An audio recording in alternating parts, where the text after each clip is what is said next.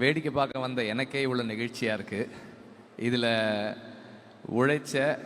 உழைக்கிற அகரத்தை சேர்ந்தவங்க, அகரத்தை வழி நடத்திக்கிட்டு இருக்கிற சூர்யாவுக்கும் அவருடைய டீமுக்கும் இது எவ்வளவு நெகிழ்ச்சியாக இருக்குன்றது எனக்கு தெரியுது.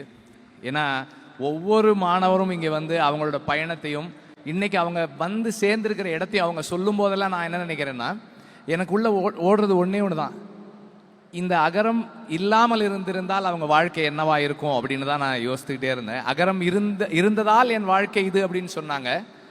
அகரம் இல்லாமல் இருந்திருந்தால் அவங்க வாழ்க்கை என்னவா இருந்திருக்குமோன்னு ஒரு உணர்வு ஏற்பட்டுச்சு எனக்கு.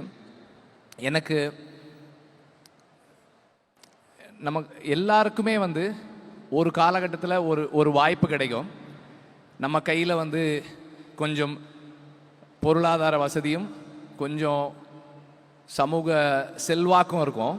அந்த நேரத்தில் நாம் என்ன செய்யணும்னு முடிவெடுக்கிறோன்றதை பொறுத்து தான் நாம் யார் அப்படின்றது தீர்மானமாகுது. அப்படி 15 வருஷத்துக்கு முன்னாடி அன்னைக்கு அவர் நினச்சிருந்தா என்ன வேணால் முயற்சி பண்ணியிருக்கலாம். அவருடைய செல்வாக்குக்கும் அவர் அன்னைக்கு இருந்த செல்வத்துக்கும் ஒரு கம்பெனி ஆரம்பிக்கணும்னு நினச்சிருக்கலாம். அல்லது ஒரு இப்பவும் இருக்குது, தயாரிப்பு நிறுவனம் இருக்குது, இன்னொரு பெரிய தயாரிப்பு நிறுவனம் அமைக்கணும்னு மட்டும் நினச்சிருந்துருக்கலாம். ஆனால் அதை தாண்டி ஒரு